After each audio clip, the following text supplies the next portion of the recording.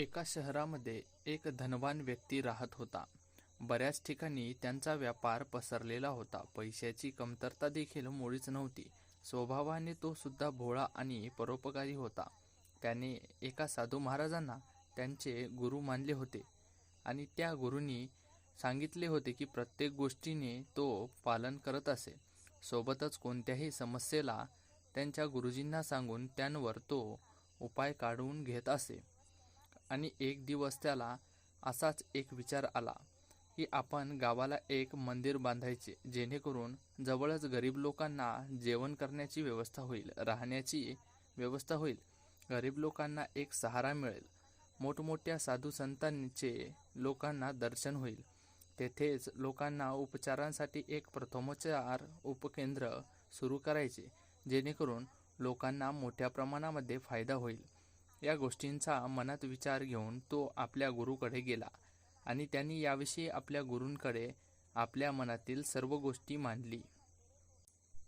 तेव्हा गुरूंनी त्याला सांगितले की एकच मंदिर का बरे, 2 मंदिरे उभे कर, एक गावात आणि एक तुझ्या राहत्या नगरात, जेणेकरून तुला सुद्धा देवाचे दर्शन जवळच होईल आणि तू अशाच प्रकारे परोपकार करण्याची प्रवृत्ती कायम ठेवशील. गुरुजींनी सांगितलेल्या कल्पनेला त्याने सत्यता उतरवण्याचे ठरवले आणि गुरुजींचा आशीर्वाद घेऊन तो तिथून निघून गेला. आणि घरी आल्याच्या नंतर त्यांनी दोन्ही ठिकाणी मंदिराच्या बांधकामाच्या तयारीला लागला.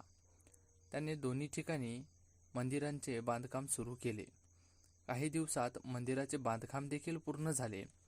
दोन्ही ठिकाणी भगवंताच्या मूर्तीचे प्रतिष्ठापना झाली.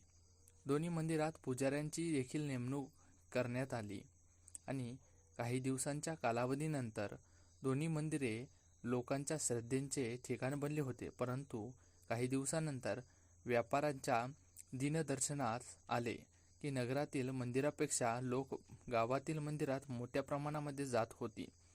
वास्तविकता पाहता गावातील मंदिरात जाण्याचा मार्ग खूप कठीण आणि वळणाचा होता. तरीसुद्धा लोक गावातील मंदिरात मोठ्या प्रमाणामध्ये भेट देत होते. या सर्व स्थितीला पाहून व्यापारी थक्क झाला होता आणि या समस्येला घेऊन तो आपल्या गुरुकडे गेला. तेव्हा त्याने गुरूंना याविषयी सांगितले की लोक नगरच्या मंदिरापेक्षा गावातील मंदिरामध्ये मोठ्या संख्येने जात आहेत. अशा प्रकारे त्याने घडलेला वृत्तांत आपल्या गुरूंना ऐकवला आणि असे का होत आहे आणि यावर उपाय काय करावा म्हणून गुरुजींना प्रश्न विचारू लागला तो. गुरुजींनी शांततेने सर्व प्रकार ऐकून घेतला आणि व्यापाराला एक गोष्ट करायला सांगितली.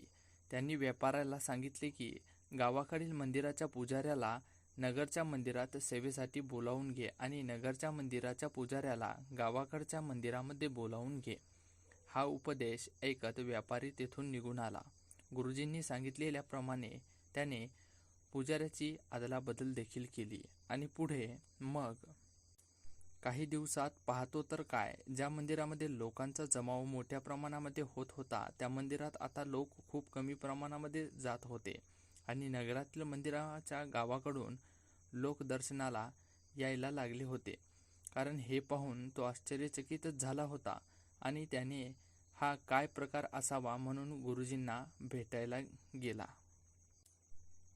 गुरुजवळ आल्यानंतर त्याने सांगितलं की गुरुजी, पहिले लोक गावातील मंदिरामध्ये गर्दी करायचे, पण आता नगरामध्ये असलेल्या मंदिरामध्ये मोठ्या प्रमाणामध्ये गर्दी करत आहेत.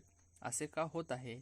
तेव्हा गुरुजी त्या व्यापाऱ्याला सांगतात की यामध्ये काही विशेष गोष्टी नाही आहेत. नगरांच्या मंदिरामध्ये असलेल्या पुजाऱ्यांचा स्वभाव हा चांगला आहे आणि त्यामुळे लोक त्याच मंदिरामध्ये जाण्यासाठी गर्दी करतात. ज्या मंदिरात तो पुजारी असतो, पुजारी आपल्या मधुर वाणीमुळे लोकांना आकर्षित करतो आणि लोकसुद्धा त्यांच्याजवळ जाण्यासाठी उत्सुकता असतात. हे ऐकून व्यापाऱ्याला सर्व परिस्थिती लक्षात आली होती. याच प्रकारे आपल्या जीवनात सुद्धा आपले बाहेरील रंग रूप जास्त महत्त्वाचे नसतात, कारण महत्त्वाचा असतो तो आपला स्वभाव. जर आपला स्वभाव चांगला असेल तर लोकांना आकर्षित करणारा एक लोक आपल्या जवळ येण्यासाठी उत्सुक होतील. म्हणूनच दुसऱ्यांना जिंकण्यासाठी मोठमोठ्या गोष्टींची आवश्यकता नसते. आवश्यकता असते ते म्हणजे आपल्या स्वभावांची. जो दुसऱ्यांच्या दुःखात त्यांच्या सोबत राहतो, सुखात सहभागी होतो, अशाच व्यक्तींना लोक पसंत करतात.